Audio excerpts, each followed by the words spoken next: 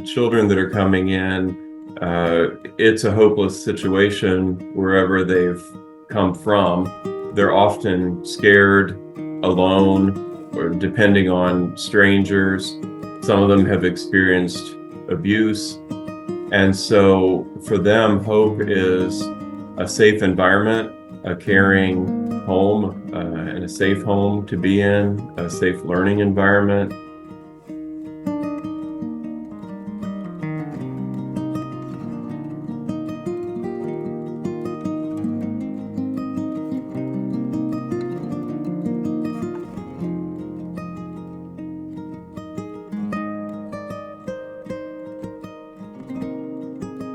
They come to classes. It's not called a school because it's not school in the traditional sense, but they come to a learning center every day. They're staying with foster care, foster parents in foster home situation. And normally that takes place for a few weeks up to a few months until they're able to be reunited with the sponsoring family member. 2018, our church received a bequest from a member who had passed away. So then it became, what are we going to do with it? How are we going to spend it? You know, that was the big thing. And we finally worked around to what we call our project fund. So in 2019, we had our little balance there, and we said, okay, so what are we going to do? And our very first projects were to put together food kits for, we have the public school systems provide backpacks for kids to take home over the weekends for kids who might not otherwise have a source of food until Monday when they get back to school. And then we did for our warming center here in town for our homeless shelter, we decided, okay, well, we got this mastered, so let's do breakfast kits. So we put together breakfast kits they could take with them when they leave. 2022 was the first year that we participated with Encircle. Something came out, I don't know if it was an email or a letter, talking about the immigrants coming in and being processed through, and that there was a need for school supplies for these kids. And or could the churches help? And we went, we know how to do this. How many would you like? We just need to know a number to work with. So we decided on 50, and we put together 50, which probably took us not a half an hour to assemble that because we were pros at that point. That was the start. So now when we do our back to school project usually late in July, we add on, we have our 200 local kids, plus we just go ahead and do 50 backpack projects for Encircle. We got an email from Sheila Wyatt, just shared that they were kind of in desperate need of food for their immigration population, which included children and families.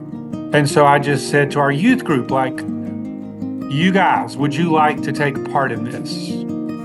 And so the youth group said, yes, we would like to take part in it, but we really want to open it up to the whole congregation. We were kind of in between two kind of feeding ministry drives. We decided the youth ministry should at least ask the community service team, like, do you think the congregation has the bandwidth to put this in the queue of the kind of things that we're doing right now? And everybody on the community service team felt that we should take up the collection, so we did over the course of 2 weeks. And it just happened to be the Super Bowl, so we kind of said, well, like, hey, if you're a Chiefs fan, make your stack of food over here, and if you're an Eagles fan, make your stack of food over here. And that kind of got our competitive juices flowing. And the Eagles stack was much bigger than the Chiefs stack, and so they won in a couple different kinds of ways.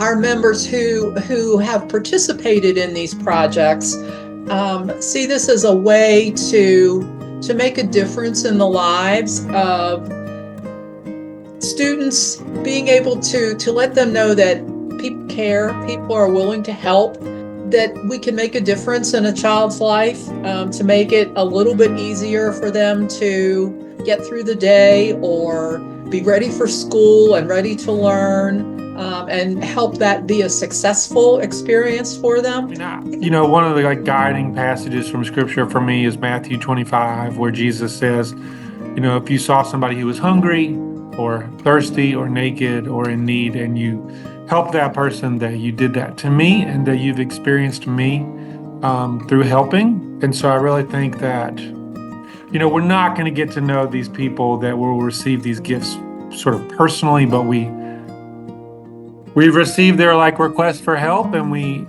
have risen to the occasion to do what we can to help. And so we really believe we meet Christ in that.